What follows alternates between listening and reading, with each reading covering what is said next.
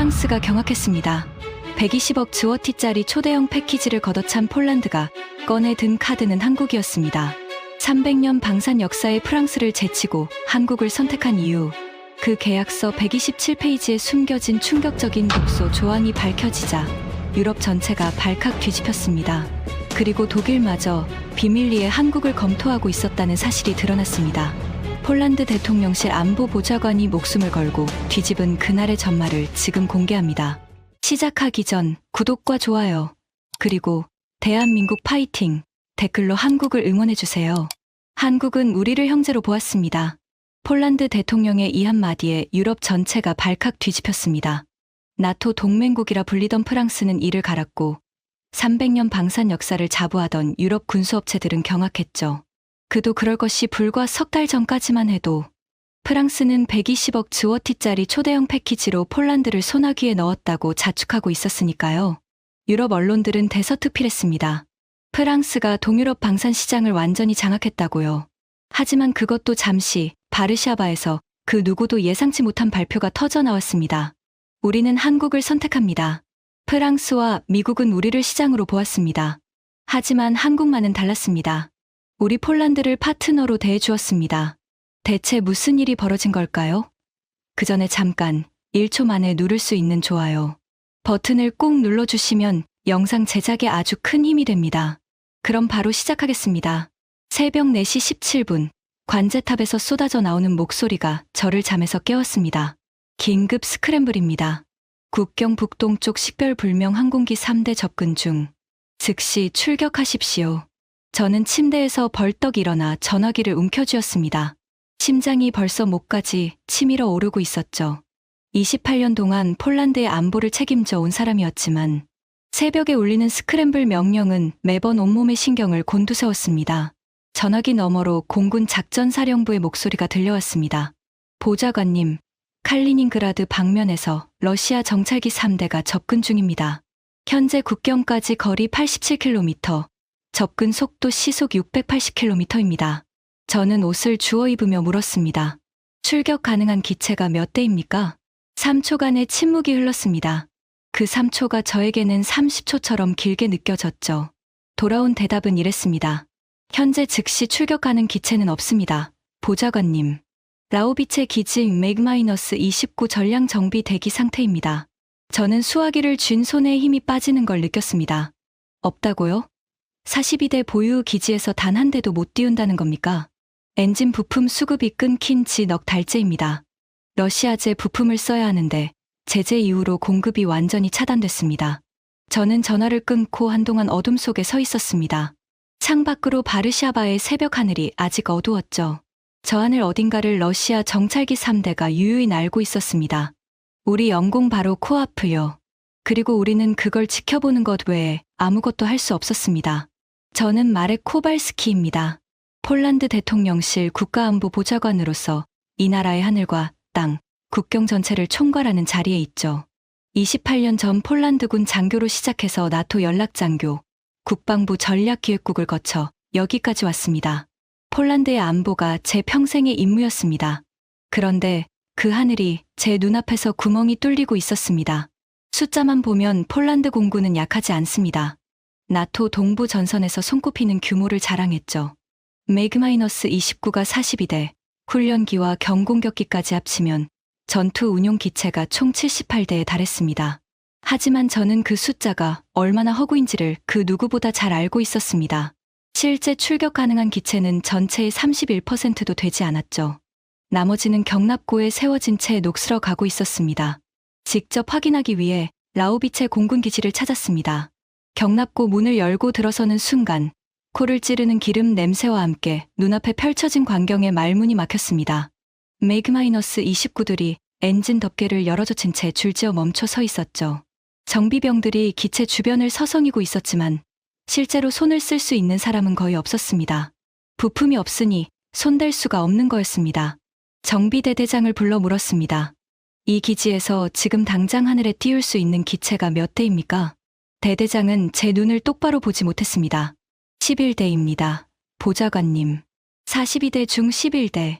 저는 아무 말 없이 돌아섰습니다. 하지만 문제는 거기서 끝이 아니었습니다. 파일럿들의 상태가 더 심각했죠.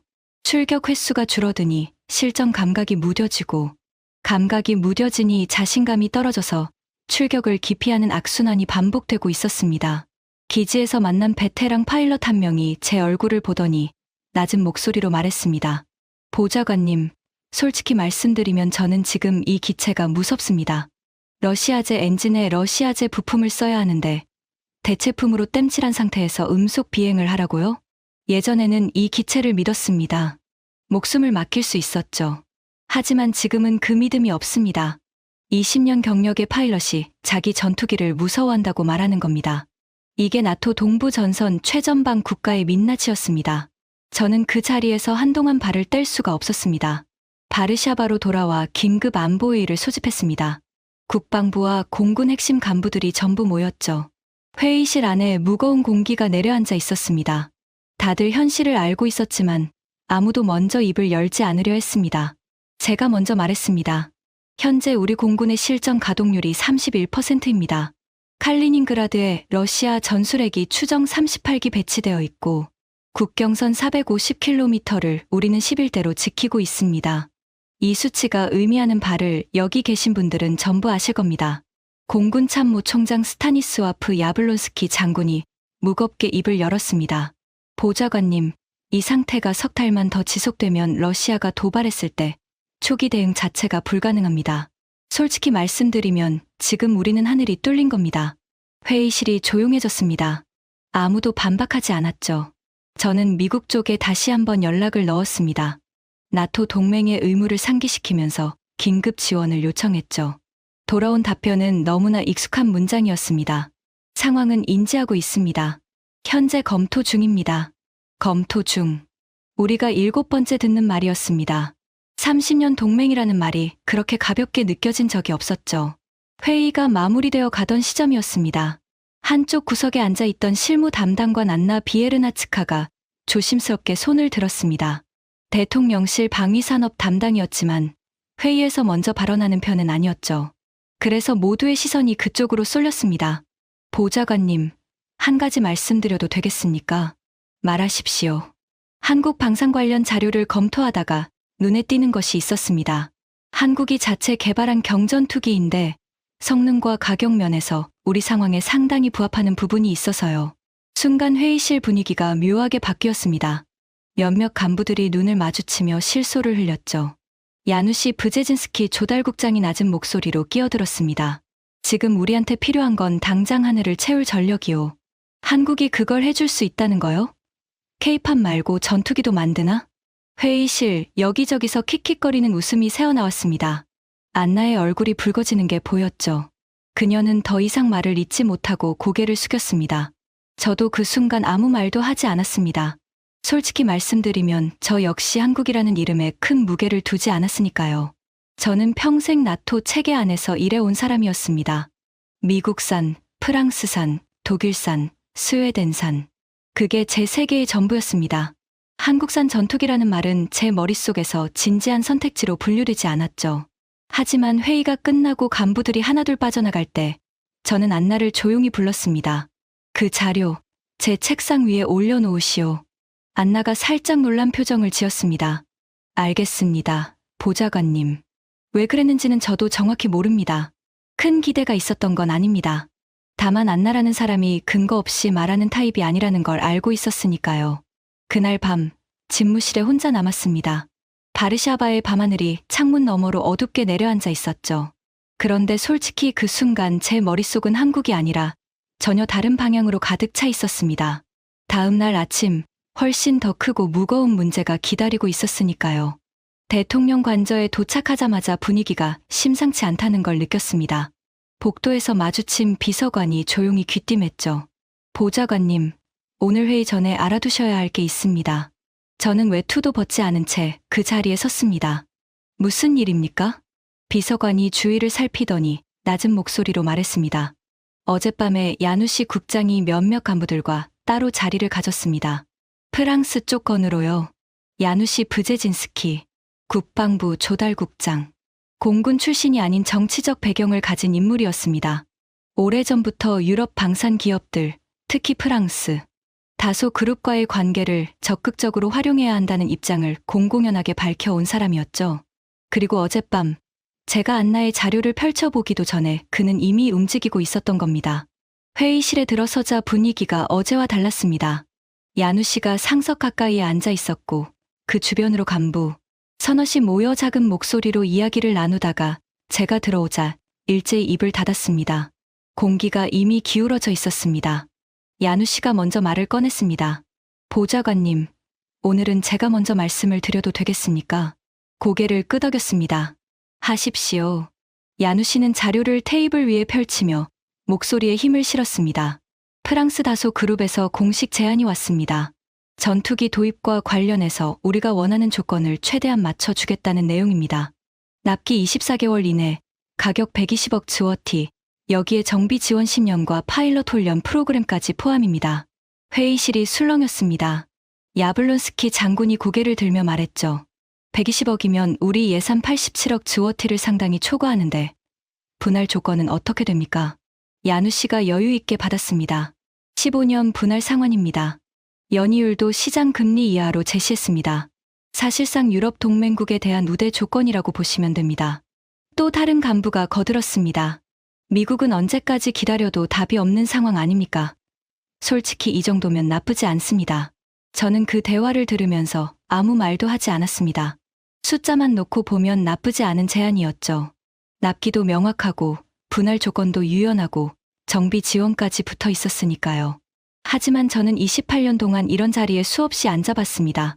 너무 완벽한 제안에는 반드시 보이지 않는 대가가 따르기 마련입니다. 입을 열었습니다. 프랑스 제안에서 기술 이전이라고 했는데 구체적으로 어느 수준입니까?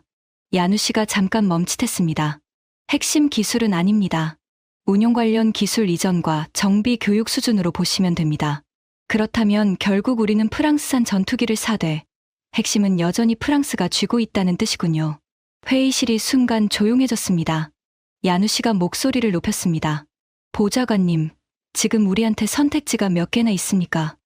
미국은 안 움직이고 독일은 자기 물량도 부족하고 스웨덴은 가격이 맞지 않습니다. 현실적으로 지금 당장 우리를 도울 수 있는 건 프랑스밖에 없다는 겁니다. 몇몇 간부들이 동조하는 눈빛을 보냈습니다. 저는 잠시 침묵했습니다. 그리고 천천히 말했죠. 검토할 시간이 더 필요합니다. 야누 씨가 눈살을 찌푸렸습니다. 보좌관님, 시간이 없습니다. 러시아는 매일 국경을 시험하고 있고 우리 파일럿들은 기체를 무서워하고 있습니다. 지금 결정을 미루는 건 하늘을 포기하는 것과 같습니다. 저는 야누 씨를 바라보며 말했습니다. 그렇다고 충분한 검토 없이 결정을 내리는 건 더 위험합니다. 일주일만 주십시오. 야누 씨는 더 이상 밀어붙이지 않았습니다. 하지만 그 눈빛은 말하고 있었습니다. 이미 방향은 정해진 것이나 다름없다고요. 회의가 끝나고 집무실로 돌아왔습니다. 비서가 가져온 커피에 손도 대지 않았습니다. 야누 씨가 언제부터 프랑스와 접촉했는지, 얼마나 깊이 들어가 있는지를 가늠해 보고 있었습니다. 어젯밤 따로 자리를 가졌다는 건 물밑에서 상당한 교감이 이루어졌다는 뜻이었죠. 사흘이 지났습니다. 야누 씨로부터 연락이 왔습니다. 프랑스 다소 그룹 동유럽 총괄 부사장 피에르 뒤퐁이 바르샤바에 와 있다는 내용이었습니다. 공식 방문이 아닌 비공식 접촉이었죠. 저는 그 자리에 참석하지 않았습니다. 대신 나중에 그 자리에 있었던 간부 한 명을 따로 불러 이야기를 들었습니다. 어땠습니까? 간부가 잠시 말을 고르더니 대답했습니다. 프랑스 쪽이 상당히 공을 들이고 있었습니다. 보좌관님, 피에르라는 사람이 분위기를 완전히 장악하더군요. 패키지 규모를 더 키우겠다고 했고 정비 전담팀 7년 파견에 대금 결제도 유연하게 해주겠다고 했습니다. 야누 씨 국장은요? 간부가 눈을 내리며 말했습니다. 사실상 긍정적으로 받아들이는 분위기였습니다. 프랑스는 치밀했습니다. 가격, 납기, 정비, 결제 조건까지 모든 걸 우리 입맛에 맞게 포장해왔죠. 겉으로 보면 흠잡을 데가 없었습니다. 하지만 저는 그게 오히려 불편했습니다. 상대가 원하는 걸 정확히 파악하고 그걸 눈앞에 펼쳐 보이는 방식, 그건 선의가 아니라 전략이었으니까요. 그날 밤 집무실에 혼자 남아 안나가 올려놓은 자료를 다시 펼쳤습니다. 한국이었습니다. 자료를 처음 펼쳤을 때 솔직히 큰 기대는 없었습니다. 한국이라는 나라가 만든 전투기라는 것 자체가 제 머릿속에서 그다지 무게감 있게 다가오지 않았죠. 저는 평생 나토 표준 장비를 다뤄온 사람이었습니다. 미국의 F-16, 프랑스의 라팔, 스웨덴의 그리펜. 그 기준으로 세상의 모든 전투기를 평가하는 습관이 몸에 배어 있었습니다. 그런데 첫 페이지를 넘기는 순간부터 뭔가 달랐습니다. 자료의 첫 항목은 기체 재원이 아니었습니다. 맥-29와의 운용 전환 비교표였습니다. 저는 그 표를 보면서 눈살을 찌푸렸습니다. 이게 맞는 수치인가 싶어서였죠. 파일럿 전환 교육 기간이 5개월이라고 적혀 있었습니다. 프랑스 전투기로 전환할 경우 최소 13개월이 필요하다는 게 업계 상식이었는데 한국 전투기는 그 절반도 안 된다는 겁니다. 저는 그 페이지를 한번 읽고 다시 읽고 세 번째 읽었습니다. 그리고 다음 항목으로 넘어갔습니다. 유지비. 연간 기체당 2,800만 주어티. 프랑스 전투기의 추정 유지비가 4,700만 주어티인 것과 비교하면 절반에도 못 미치는 수치였습니다. 새벽 2시가 넘었을 때 저는 마지막 페이지를 덮고 한동안 움직이지 못했습니다. 자료는 겨우 14페이지짜리였습니다. 하지만 그 14페이지 안에 담긴 숫자들이 머릿속에서 떠나지 않았습니다. 이게 사실이라면 우리가 놓치고 있던 게 너무 큰 겁니다. 창밖으로 바르샤바의 새벽 하늘이 희미하게 밝아오고 있었습니다. 저는 그 하늘을 바라보면서 생각했습니다. 저 하늘을 지켜야 합니다. 그게 제 임무입니다. 그런데 지금 우리에게는 그 하늘을 지킬 날개가 없었습니다. 그리고 그 답이 아무도 거들떠보지 않은 14페이지짜리 자료 안에 있을지도 모른다는 생각이 처음으로 진지하게 머릿속을 스치고 지나갔습니다. 다음 날 아침, 저는 출근하자마자 안나를 집무실로 불렀습니다. 안나가 문을 열고 들어왔을 때 제 책상 위에 그녀가 올려놓은 14페이지짜리 자료가 펼쳐져 있는 걸 보고 눈이 약간 커졌습니다. 안나, 이 호환성 수치 어디서 가져온 겁니까? 안나가 자세를 바로잡으며 대답했습니다. 한국방위사업청 공식 자료와 실제 운용국 데이터를 교차 검증한 수치입니다. 인도네시아, 필리핀, 이라크에서 실제 운용 중인 데이터도 포함되어 있습니다. 직접 확인한 겁니까? 네, 보좌관님. 제가 직접 각국 주재 무관실을 통해 자료를 요청했습니다. 필리핀 측에서는 F-16 운용 경험이 있는 파일럿들의 전환 교육 결과까지 보내주었습니다. 저는 잠시 안나를 바라봤습니다. 이 사람은 단순히 자료를 복사해서 올려놓은 게 아니었습니다. 아무도 시키지 않았는데 혼자 발로 뛰어서 검증까지 해놓은 거였죠. 어제 회의실에서 야누 씨에게 비웃음을 당하고도 포기하지 않은 사람이었습니다. 저는 그제야 이 사람을 다시 보게 됐습니다. 계속 설명해 보십시오. 안나가 잠깐 놀란 듯 하다가 이내 목소리에 힘을 실었습니다. 보좌관님, 이 전투기의 핵심은 단순한 경전투기가 아니라는 겁니다. 전술 플랫폼으로 봐야 합니다. AESA 레이더, 정밀 유도 무장 탑재, 전자전 대응 체계가 동급, 기종 대비 최상위 수준입니다. 거기에 유지 비용이 프랑스 전투기 대비 40% 수준입니다. 저는 그 말을 듣고 자료를 다시 펼쳤습니다. 유지 비용이 40%라고요? 네, 보좌관님. 핵심은 부품 수급 구조입니다. 프랑스는 자국 정비 체계를 거치지 않으면 부품 공급 자체가 불가능한 구조입니다. 하지만 한국은 자체 공급망을 보유하고 있고 도입국의 현지 정비 거점까지 구축해주는 방식을 씁니다. 우리가 러시아 부품에 묶여서 겪고 있는 일을 다시는 반복하지 않아도 되는 겁니다. 그 마지막 문장이 저를 멈추게 했습니다. 다시는 반복하지 않아도 된다. 맥-29 경납고에서 녹슬어 가던 기체들의 모습이 떠올랐습니다. 부품 하나가 없어서 42대, 중 11대만 띄울 수 있었던 그 참담한 현실이요. 안나가 나간 뒤 저는 신뢰할 수 있는 인원 3명을 따로 불렀습니다.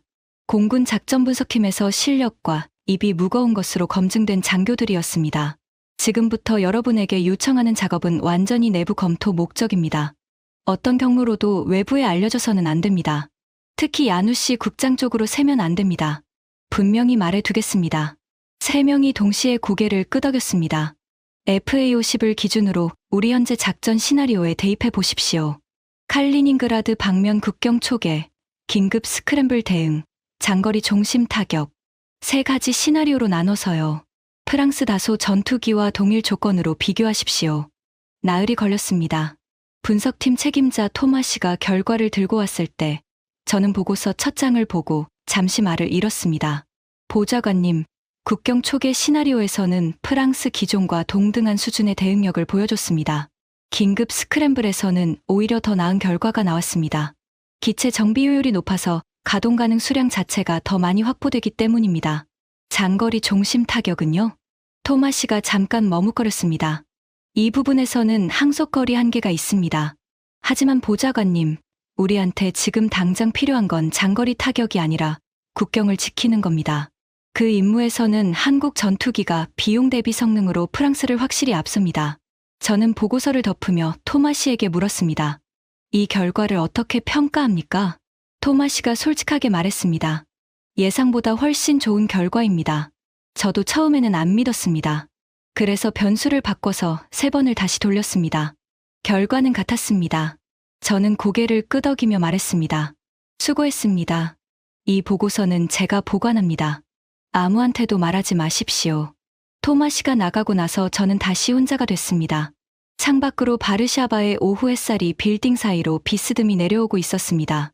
답은 이미 윤곽을 드러내고 있었습니다. 하지만 문제는 타이밍이었죠. 야누 씨가 이미 판을 깔아놓은 상태에서 제가 끼어들 틈을 찾아야 했으니까요. 그 주 목요일 저녁이었습니다. 야누 씨가 바르샤바 구시가지의 한 고급 레스토랑에서 만찬을 주최했습니다. 프랑스 다소 그룹 동유럽 총괄 부사장 피에르 뒤퐁을 폴란드 국방 관계자들에게 공식적으로 소개하는 자리였죠. 저도 초대를 받았습니다. 거절할 이유가 없었습니다. 오히려 직접 봐야 했으니까요. 레스토랑에 들어서는 순간 분위기가 눈에 들어왔습니다. 은은한 조명 아래 긴 테이블이 놓여 있었고 벽면에는 폴란드와 프랑스 국기가 나란히 걸려 있었습니다. 와인잔이 반짝이고 양복 차림의 간부들이 여유 있는 표정으로 자리를 잡고 있었죠. 야누 씨가 이미 입구 쪽에서 손님들을 맞고 있었습니다. 저를 보자 능숙하게 미소를 지으며 다가왔습니다. 보좌관님, 와주셔서 감사합니다. 오늘 좋은 분을 소개해 드리겠습니다. 그리고 그가 나타났습니다. 피에르 뒤퐁. 50대 중반, 은발을 깔끔하게 뒤로 넘긴 인상. 맞춤 양복의 커프링크스가 조명 아래서 빛났습니다. 걸음걸이부터 달랐습니다. 자신이 이 공간의 주인이라는 걸 온몸으로 말하는 사람이었죠. 수백 건의 방산디를 성사시켜 온 사람 특유의 여유가 몸 전체에서 풍겼습니다. 피에르가 저에게 먼저 손을 내밀었습니다. 보좌관님, 처음 뵙겠습니다. 폴란드의 안보를 책임지시는 분을 만나게 되어 영광입니다. 악수를 받으며 고개를 끄덕였습니다. 피에르의 손은 부드러웠지만 힘이 실려 있었습니다. 눈빛은 미소를 짓고 있었지만 그 안쪽은 차갑게 계산하고 있었죠. 수백 번의 협상을 해 온 사람의 눈이었습니다. 자리에 앉자 피에르가 와인을 따르며 말했습니다. 폴란드는 유럽의 방패입니다. 러시아와 맞닿은 최전선에서 유럽 전체를 지켜주고 계시죠. 그 방패에 걸맞은 무기를 제공하는 것이 저희 프랑스의 의무라고 생각합니다. 야누 씨가 옆에서 거들었습니다. 피에르 부사장은 나토 회원국 7개국과 계약을 성사시킨 분입니다. 유럽 방산 시장에서 이분만큼 동유럽 상황을 이해하는 사람은 없습니다. 피에르가 겸손한 척 고개를 숙이면서도 입꼬리는 올라가 있었습니다. 과찬이십니다. 저희는 단순히 전투기를 파는 게 아닙니다. 300년 유럽 방산의 역사와 경험을 함께 제공하는 겁니다. 이건 아시아나 다른 지역의 신흥 방산국이 절대 줄 수 없는 가치입니다. 아시아나 다른 지역의 신흥 방산국. 그 말이 귀에 걸렸습니다. 우연히 나온 말이 아니었죠. 저는 와인잔을 천천히 들며 물었습니다. 한 가지 여쭤봐도 되겠습니까? 피에르가 여유 있게 고개를 끄덕였습니다. 물론이죠. 이번 패키지에 포함된 전투기의 지휘 통제 시스템, 최종 운용 권한은 어느 쪽에 있습니까? 테이블 위에 공기가 미세하게 변했습니다. 피에르의 미소가 0.5초 정도 멈추는 걸 저는 놓치지 않았습니다. 0.5초. 긴 시간은 아니었지만 그 짧은 순간에 많은 것이 담겨 있었죠. 피에르가 다시 미소를 지으며 말했습니다. 기술적인 부분은 실무진이 충분히 조율할 수 있는 내용입니다. 오늘 같은 자리에서는 큰 그림을 보시는 게 좋지 않을까요? 큰 그림. 핵심을 피하는 사람이 즐겨 쓰는 표현이었습니다. 야누 씨가 재빠르게 화제를 돌렸습니다. 피에르 부사장, 이번 패키지의 교육 프로그램에 대해 좀 더 설명해 주시죠. 피에르가 능숙하게 말을 이어갔습니다. 저는 와인잔만 만지작거리며 듣고 있었습니다. 피에르의 입에서 나오는 단어들은 전부 달콤했습니다. 전략적 파트너십, 유럽 연대, 공동성장. 하지만 제가 던진 핵심 질문에는 단 한마디도 직접 대답하지 않았죠. 만찬이 끝나고 돌아오는 차 안에서 저는 조용히 정리했습니다. 핵심을 피하는 자에게는 핵심을 숨길 이유가 있다. 그리고 피에르가 던진 한마디가 계속 머릿속을 맴돌았습니다. 아시아의 신흥 방산국이 절대 줄 수 없는 가치. 그 한마디 안에 이 사람의 본질이 고스란히 담겨 있었습니다. 오만이었습니다. 300년 역사를 방패 삼아 상대를 깔보는 뼛속 깊이 박힌 오만. 그 오만이 오히려 저를 움직이게 했습니다. 집무실에 도착한 건 밤 11시가 넘어서였습니다. 저는 외투도 벗지 않은 채 책상에 앉아 프랑스 계약 초안을 꺼냈습니다. 127페이지짜리 문서였습니다. 야누 씨가 며칠 전에 내부 검토용이라며 돌린 것이었죠. 대부분의 간부들은 앞쪽 20페이지, 핵심 조건 요약만 읽었을 겁니다. 저도 그랬습니다. 하지만 오늘 피에르의 그 0.5초 침묵이 저에게 다른 걸 보라고 말하고 있었습니다. 70페이지를 넘기면서부터 눈에 들어오기 시작했습니다. 부속 조항이었습니다. 본문과 글씨 크기도 달랐고 법률 용어로 촘촘하게 채워져 있었죠. 보통 사람이라면 넘기기 쉬운 부분이었습니다. 83페이지, 소프트웨어 업데이트 관련 조항. 모든 비행 제어 소프트웨어의 업데이트는 다소 본사의 사전 승인을 거쳐야 하며 도입국은 독자적 수정 권한을 갖지 않는다. 저는 그 문장을 2번 읽었습니다. 그리고 형광펜으로 줄을 그었습니다. 91페이지, 운용 데이터 조항. 비행 기록, 무장 운용 기록, 레이더 탐지 데이터는 분기별로 다소 그룹에 공유한다. 이는 기술 지원 및 성능 최적화를 위한 것이며 의무사항이다. 형광펜이 한 줄 더 그어졌습니다. 손이 미세하게 떨리고 있었습니다. 97페이지, 정비 독점권. 도입 후 15년간 모든 정비, 부품 교체, 기체 개량은 다소 그룹 또는 다소가 지정한 업체를 통해서만 수행한다. 도입국의 독자 정비는 계약 위반에 해당한다. 104페이지, 제3국 이전 금지. 도입된 기체 및 관련 기술은 다소 그룹의 서면 동의 없이 제3국의 이전, 판매, 공유할 수 없다. 저는 127페이지를 전부 읽었습니다. 시계를 보니 새벽 3시 40분이었습니다. 형광펜으로 표시한 부속 조항이 총 43개. 그중 소프트웨어 잠금 관련 3건, 데이터 공유 의무 5건, 정비 독점 4건, 제3국 수출 금지 2건이었습니다. 저는 책상에 팔꿈치를 짚고 이마를 손으로 감쌌습니다. 눈앞이 아찔했습니다. 이게 프랑스가 말하는 전략적 파트너십의 실체였습니다. 우리 전투기를 언제 띄울지, 어떻게 정비할지, 누구에게 팔 수 있는지 전부 프랑스가 결정하는 구조였습니다. 소련제에서 벗어났더니 프랑스제에 묶이는 겁니다. 주인만 바뀌는 거였습니다. 저는 그 문서를 사진으로 찍어 개인 금고에 보관했습니다. 야누 씨에게는 알리지 않았습니다. 이건 카드였습니다. 언제, 어떻게 꺼낼지를 제가 결정해야 하는 카드. 잠을 자지 못한 채 아침을 맞았습니다. 커피를 3잔째 마시고 있을 때 안나에게 전화를 걸었습니다. 안나, 한국방위사업청과 비공식으로 접촉할 수 있겠습니까? 공식 채널 말고 실무 수준에서요. 안나가 잠깐 침묵했습니다. 그리고 신중하게 대답했습니다. 가능합니다, 보좌관님. 주 폴란드 한국대사관 국방무관실을 통하면 빠르게 연결할 수 있습니다. 우선 기술 자료 추가 요청부터 합니다. 우리 작전 환경에 맞는 커스터마이징 범위와 납기 일정을 확인해야 합니다. 그리고 이건 철저히 조용하게 진행하십시오. 안나가 고개를 끄덕이며 말했습니다. 알겠습니다, 보좌관님. 안나가 나간 뒤 저는 마지막으로 한 번 더 미국 쪽에 연락을 시도했습니다. 나토 채널을 통해서요. 기대는 없었지만 해야 할 건 해야 했습니다. 돌아온 답변은 너무나 익숙한 문장이었습니다. 상황을 주시하고 있습니다. 구체적인 지원 방안은 현재로서는 말씀드리기 어렵습니다. 전화를 끊고 창밖을 바라봤습니다. 미국은 우리가 프랑스와 협상 중이라는 걸 알고 있었습니다. 그리고 그 사실을 알면서도 움직이지 않았죠. 우리가 어차피 나토 틀 안에서 벗어나지 않을 거라는 계산 아래 최대한 아무것도 내주지 않겠다는 전략이었습니다. 이틀 뒤 안나에게서 연락이 왔습니다. 보좌관님, 한국 측 답변이 왔습니다. 안나의 목소리가 평소와 달랐습니다. 흥분을 억누르고 있는 느낌이었죠. 말해 보십시오. 요청한 항목 전체에 대해 48시간 만에 구체적인 수치가 담긴 회신이 왔습니다. 저는 잠깐 멈췄습니다. 48시간이라고요? 네, 보좌관님. 프랑스 측에 동일한 수준의 자료를 요청했을 때는 2주가 걸렸습니다. 한국은 48시간 만에 항목별 수치까지 다 넣어서 보내왔습니다. 48시간 대 2주. 그 차이가 말해주는 것이 무엇인지 저는 알고 있었습니다. 준비된 나라와 그렇지 않은 나라의 차이였습니다. 아니, 더 정확하게 말하면 진심으로 원하는 쪽과 여유를 부리는 쪽의 차이였죠. 내용은요? 안나가 하나씩 읽어나갔습니다. 커스터마이징 관련해서 우리가 요청한 항목의 대부분이 수용 가능하다고 했습니다. 레이더 시스템은 폴란드 기존 나토 연동 체계와 호환되도록 변경 가능하고, 무장 탑재 역시 우리 측 요구를 반영할 수 있다고 구체적으로 명시했습니다. 납기는요? 계약 체결 후 초도 물량 기준으로 11개월입니다. 저는 귀를 의심했습니다. 11개월이라고요? 프랑스가 24개월이라고 했는데? 네, 보좌관님.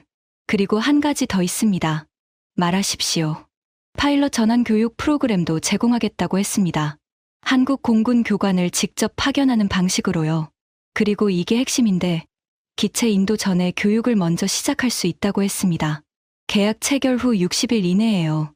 저는 수화기를 내려놓고 한동안 창밖을 바라봤습니다. 계약 후 60일 이내 교육 시작, 기체 인도까지 11개월. 그렇다면 기체가 도착하는 시점에 이미 훈련된 파일럿이 준비되어 있다는 뜻이었습니다. 전력 공백을 최소화하면서 새 전력을 즉시 투입할 수 있는 구조. 그리고 결정적인 차이. 운용 데이터와 소프트웨어 업데이트 권한에 대해 물었습니다. 안나가 명확하게 답했습니다. 운용 데이터는 전적으로 폴란드가 보유합니다. 소프트웨어 업데이트도 폴란드가 독자적으로 결정할 수 있습니다. 한국은 기술 지원을 제공하지만 그 권한 자체를 공유하거나 통제하는 구조가 아니라고 문서로 명시했습니다. 저는 프랑스 계약 초안 83페이지를 떠올렸습니다. 모든 소프트웨어 업데이트는 다소 본사의 사전 승인을 거쳐야 한다. 그리고 한국의 답변. 폴란드가 독자적으로 결정한다. 같은 질문에 대한 두 나라의 답이 이렇게 달랐습니다. 그날 오후 예상치 못한 전화가 걸려왔습니다. 독일 국방부의 옛 동료 클라우스였습니다. 나토 연락장교 시절 같이 근무했던 사이였죠. 클라우스는 현재 독일 국방부 장비국에서 일하고 있었습니다. 마렉, 오랜만이군. 비공식적으로 전할 말이 있어서 연락했네. 클라우스의 목소리가 평소와 달리 낮았습니다. 무슨 일입니까? 자네가 새 전투기 도입 건으로 고민 중인 거 알고 있어. 프랑스 쪽이 상당히 밀어붙이고 있다는 것도. 그래서 하나만 알려주려고. 말해 보십시오. 클라우스가 잠깐 멈칫했습니다. 그리고 낮은 목소리로 말했습니다. 우리 독일도 한국산 검토하고 있어. 공식적으로는 아직 아무것도 결정된 게 없지만 내부적으로는 상당히 진지한 수준이야. 저는 수화기를 꽉 쥐었습니다. 독일이요? 그래. 솔직히 말하면 프랑스 쪽 조건을 우리도 들여다봤는데 부속 조항이 너무 촘촘해. 사실상 기술 종속 구조야. 우리 장비국 내부에서도 프랑스보다 한국이 낫다는 목소리가 나오고 있어. 물론 이건 자네한테만 하는 말이야. 프랑스한테는 절대 말하지 마. 저는 전화를 끊고 한동안 움직이지 못했습니다. 독일마저 움직이고 있었습니다. 유럽 방산의 핵심 축이라 할 수 있는 독일이 프랑스가 아닌 한국을 검토하고 있다는 건 단순한 정보가 아니었습니다. 유럽 방산 시장의 판이 바뀌고 있다는 신호였죠. 저는 안나에게 다시 연락했습니다. 안나, 한국 측의 한 가지를 더 확인해야 합니다. 우리가 한국 전투기를 도입할 경우 폴란드 내에 현지 정비 및 부품 생산 거점을 구축하는 것이 가능한지요. 공동 생산 방식으로요. 안나가 잠깐 놀란 듯 했습니다. 공동 생산까지요? 우리가 영원히 사는 나라로 남을 수는 없습니다. 만드는 나라가 되어야 합니다. 그게 가능한지를 확인하십시오. 안나가 나간 뒤 저는 두 개의 파일을 나란히 펼쳤습니다. 프랑스 계약 초안 127페이지와 한국 관련 자료. 숫자와 숫자가 맞서고 조건과 조건이 부딪혔습니다. 하지만 가장 큰 차이는 숫자가 아니었습니다. 127페이지 속에 촘촘하게 숨겨놓은 족쇄와 14페이지에 명확하게 적어놓은 자유. 그 차이였습니다. 다음 날 아침 안나에게서 답변이 왔습니다. 한국 측에서 폴란드 현지 공동 생산에 대해 적극적으로 검토하겠다고 했습니다. 부품 생산 거점, 구축과 기술 이전까지 포함해서요. 저는 고개를 끄덕였습니다. 프랑스의 127페이지가 족쇄였다면 한국의 답변은 날개였습니다. 하지만 시간이 없었습니다. 그 주 월요일 아침 출근하자마자 비서관이 다급하게 다가왔습니다. 보좌관님, 대통령실에서 연락이 왔습니다. 저는 서류 가방을 내려놓으며 물었습니다. 무슨 내용입니까? 이번 주 금요일에 공군 전력 현황 보고를 직접 받겠다고 하십니다. 최종 도입 계획까지 포함해서요. 금요일, 나흘 뒤였습니다. 비서관이 조심스럽게 덧붙였습니다. 야누시 국장이 대통령실에 직접 보고 일정을 요청하신 것으로 보입니다. 야누시였습니다. 회의실에서 제 말을 듣고 물러서는 것처럼 보였지만 뒤로는 이미 판을 짜고 있었던 겁니다. 대통령 보고 일정을 먼저 잡아서 그 자리에서 프랑스 계약을 확정짓겠다는 수순이었죠. 그날 오후 야누시가 직접 찾아왔습니다. 노크도 없이 문을 열었습니다. 보좌관님, 금요일 보고건은 들으셨죠? 들었습니다. 야누시가 제 맞은편에 앉으며 다리를 꼬았습니다. 눈빛이 평소와 달랐습니다. 보좌관님, 솔직하게 말씀드리겠습니다. 그 자리에서 우리가 한 목소리를 내야 합니다. 한 목소리라는 게 무슨 뜻입니까? 야누시가 앞으로 몸을 기울이며 목소리를 낮췄습니다. 대통령 앞에서 내부 의견이 갈라지면 아무도 좋을 게 없습니다. 프랑스 쪽은 이미 최종 조건까지 내놓은 상태입니다. 여기서 딴소리가 나오면 외교적으로도 복잡해지고 우리 둘 다 곤란해집니다. 저는 야누시를 바라봤습니다. 말의 포장은 부드러웠지만 속뜻은 분명했습니다. 대통령 보고에서 반대하지 말라는 뜻이었죠. 야누시, 저는 대통령 보고에서 제가 검토한 내용을 있는 그대로 보고할 겁니다. 야누시의 눈이 가늘어졌습니다. 보좌관님, 그게 무슨 의미인지 아시면서 하시는 말씀입니까? 알고 있습니다. 야누시가 잠시 저를 바라보더니 자리에서 일어났습니다. 그리고 문 앞에서 멈추며 돌아봤습니다. 보좌관님, 28년 경력이 아깝지 않으십니까? 아시아 나라 전투기를 대통령한테 보고하겠다는 건 웃음거리가 되겠다는 뜻입니다. 그래도 하시겠습니까? 저는 야누시를 똑바로 바라보며 말했습니다. 제 경력이 아까운 게 아니라 이 나라 하늘이 아깝습니다. 야누시 국장, 프랑스 계약서 127페이지를 끝까지 읽어보셨습니까? 야누시의 표정이 미세하게 굳었습니다. 무슨 뜻입니까? 저는 더 이상 말하지 않았습니다. 야누시가 한동안 저를 바라보다가 문을 열고 나갔습니다. 집무실에 다시 혼자가 됐습니다. 야누시의 마지막 말이 공기 중에 남아 있었습니다. 28년 경력이 아깝지 않으십니까? 솔직히 말씀드리면 아깝지 않다고 하면 거짓말이었습니다. 28년이라는 시간은 가벼운 게 아니니까요. 하지만 제가 이 자리에 앉아 있는 건 경력을 쌓기 위해서가 아니었습니다. 저 창밖 하늘을 지키기 위해서였죠. 그리고 그 하늘을 프랑스의 족쇄에 묶을 수는 없었습니다. 나흘이 남았습니다. 그 안에 모든 걸 준비해야 했습니다. 프랑스 계약 초안의 독소 조항을 논리적으로 정리하고 한국 대안의 우위를 수치로 입증하고 그 두 가지를 대통령이 납득할 수 있는 하나의 이야기로 엮어야 했습니다. 저는 안나에게 마지막 확인을 요청했습니다. 한국 측에서 공동생산 관련 답변이 왔습니까? 안나의 목소리가 또 한 번 달라져 있었습니다. 보좌관님, 왔습니다. 폴란드 현지에 조립 라인 구축이 가능하다고 했습니다. 초기 물량은 한국에서 완제품으로 인도하되 2차 물량부터는 폴란드 현지에서 조립하는 방식을 제안했습니다. 부품 생산 기술 이전도 단계적으로 가능하다고요. 저는 잠시 눈을 감았습니다. 프랑스는 우리에게 15년짜리 정비 족쇄를 채우려 했습니다. 한국은 우리에게 스스로 만드는 법을 가르쳐 주겠다고 했습니다. 같은 방산 수출인데 그 철학이 이렇게 달랐습니다. 금요일 전날 밤, 저는 집에 돌아가지 않았습니다. 집무실 소파에서 두어 시간 눈을 붙이다가 새벽에 일어나 보고 자료를 마지막으로 점검했습니다. 프랑스 독소 조항 분석, 한국 대안 비교표, 시뮬레이션 결과, 독일 검토 정보. 모든 카드가 준비되어 있었습니다. 거울 속에 비친 제 얼굴은 피곤해 보였습니다. 하지만 눈빛은 또렷했습니다. 오늘 대통령 앞에서 흔들리면 안 됩니다.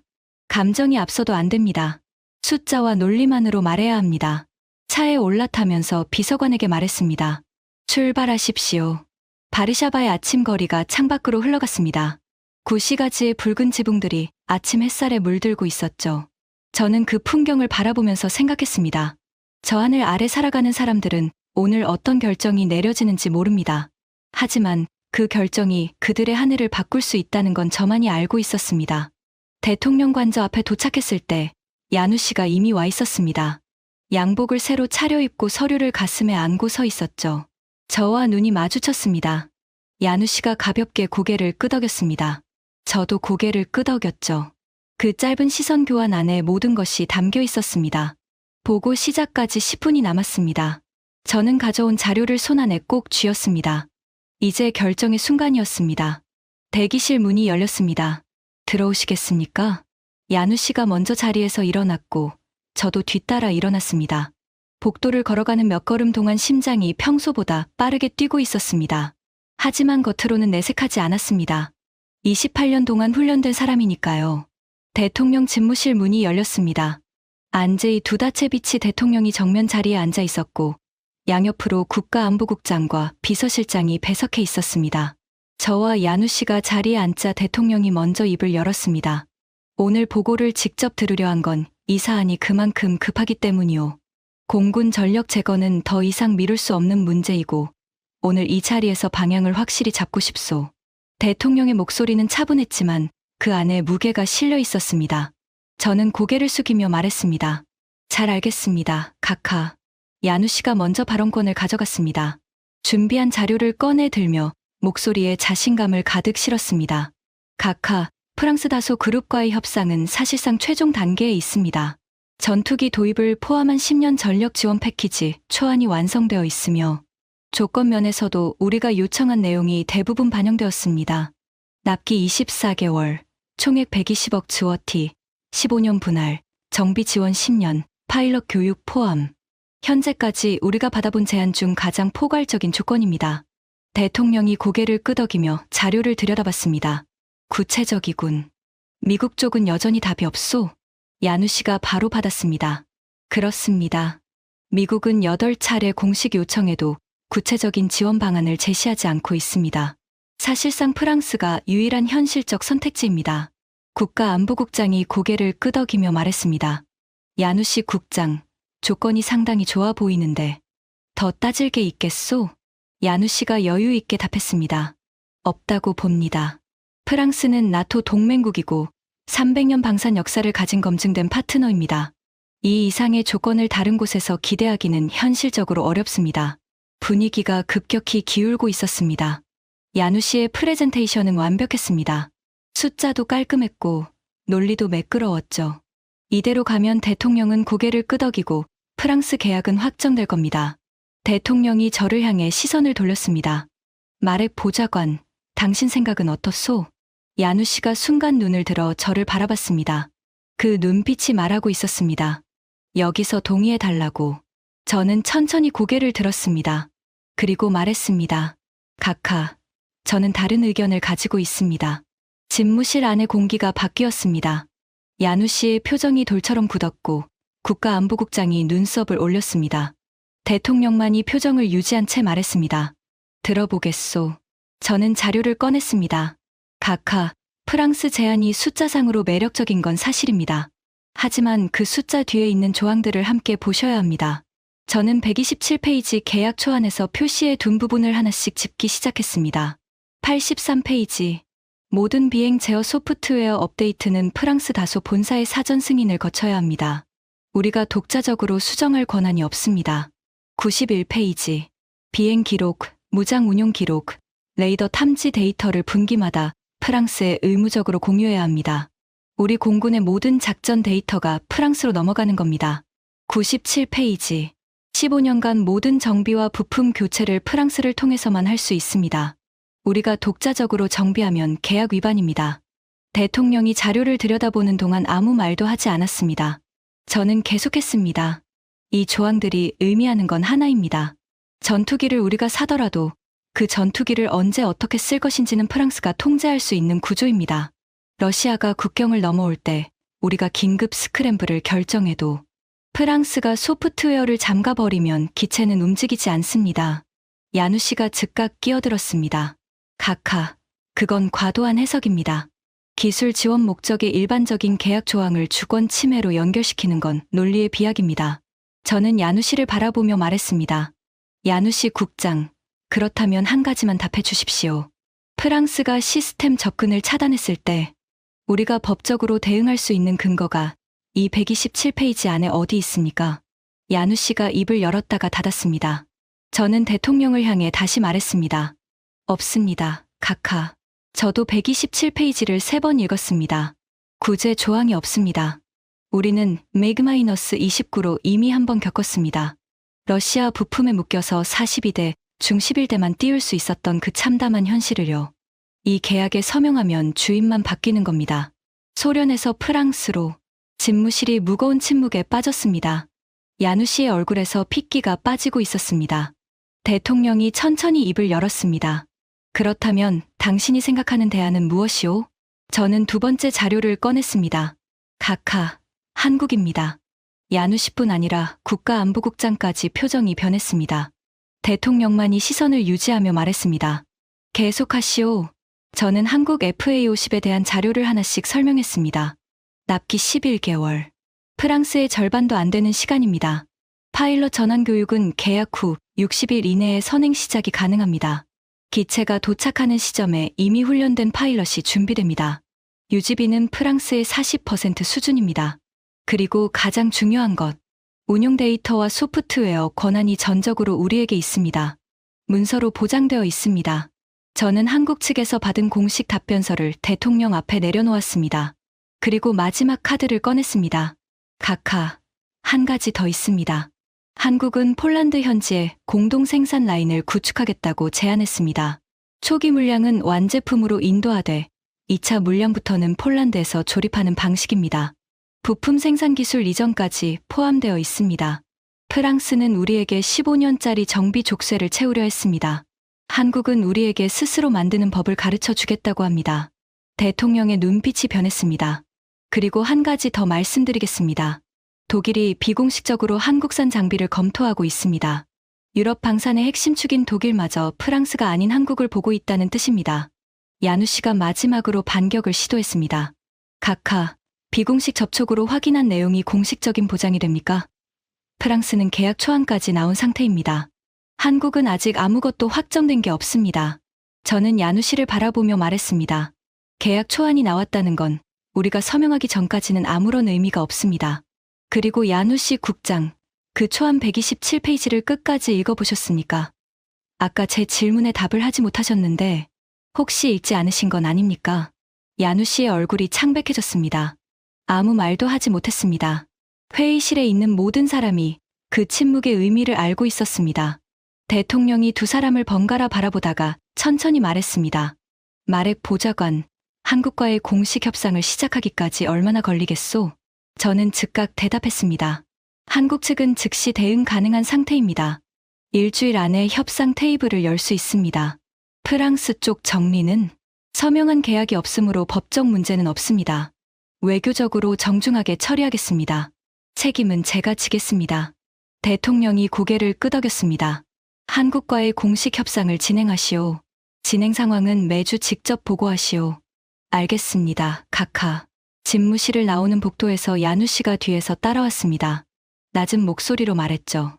보좌관님, 이게 잘못된 선택이라는 게 드러나면 그 책임은 보좌관님이 지시는 겁니다. 저는 걸음을 멈추지 않은 채 말했습니다. 알고 있습니다. 그래서 제가 선택한 겁니다. 야누 씨는 더 이상 말하지 않았습니다. 복도 끝에서 우리는 각자의 방향으로 갈라졌습니다. 차에 올라타고 문이 닫히는 순간 처음으로 등받이에 온몸을 기댔습니다. 손이 떨리고 있었습니다. 아무도 보지 않는 곳에서만 느낄 수 있는 떨림이었습니다. 안나에게 전화를 걸었습니다. 안나, 한국 측에 전해 주십시오. 공식 협상을 개시하겠다고. 안나가 잠시 침묵했습니다. 그리고 목소리가 미세하게 떨리며 말했습니다. 정말입니까, 보좌관님? 정말입니다. 알겠습니다. 바로 전하겠습니다.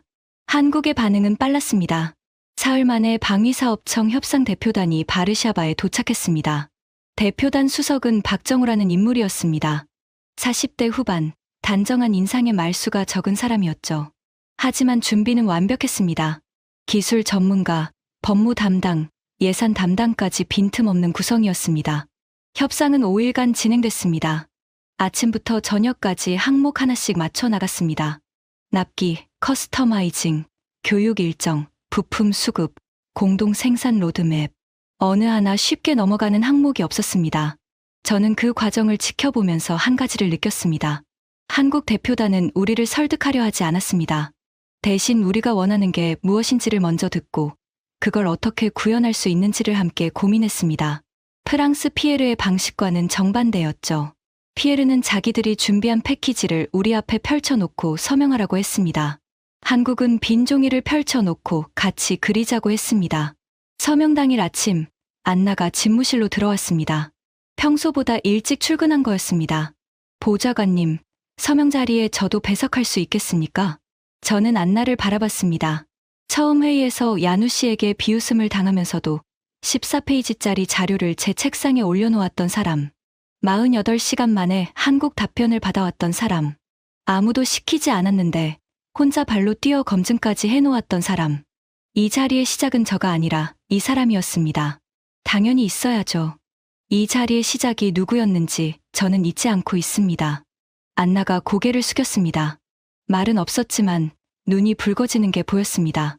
서명식은 오전 11시에 시작됐습니다. 박정호가 한국 측 대표로, 저는 폴란드 측으로 마주 앉았습니다. 야블론스키 장군과 간부들이 배석했고 안나는 뒷줄에 조용히 자리를 잡았습니다. 야누 씨는 오지 않았습니다. 펜을 들기 전 저는 잠시 합의문을 내려다봤습니다. 몇 달 전이었다면 이 자리에 프랑스 계약서가 놓여 있었을 겁니다. 야누 씨가 미소 짓고 피에르가 와인을 따르고 모두가 박수를 치는 자리였겠죠. 하지만 지금 이 자리는 달랐습니다.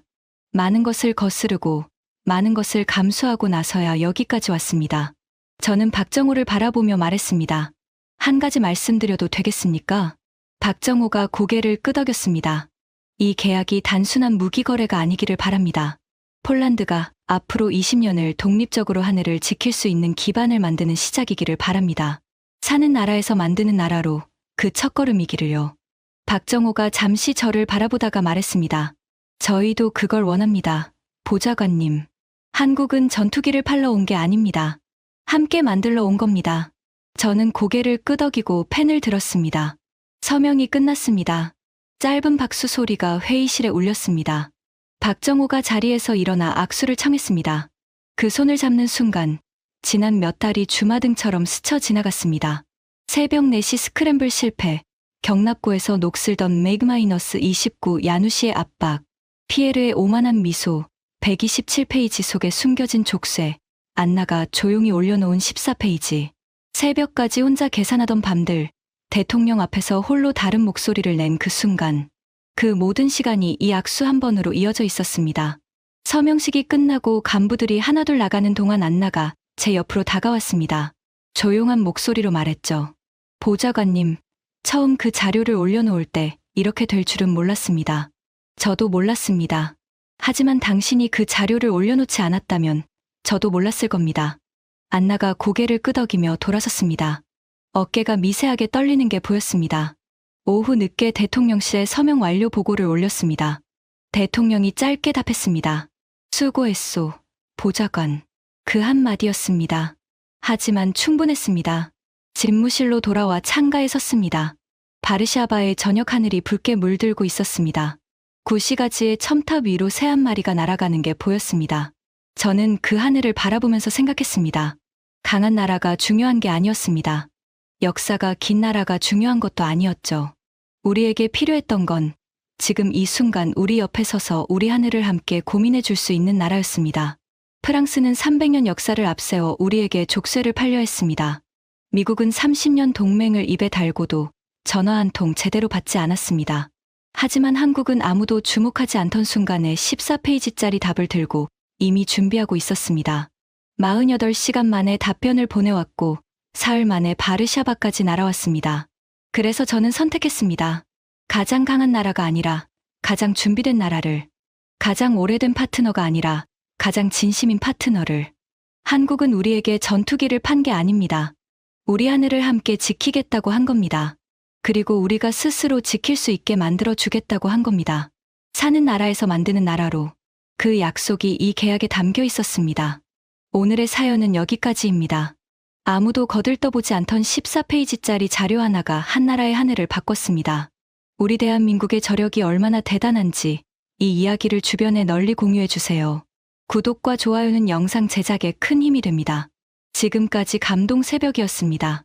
감사합니다.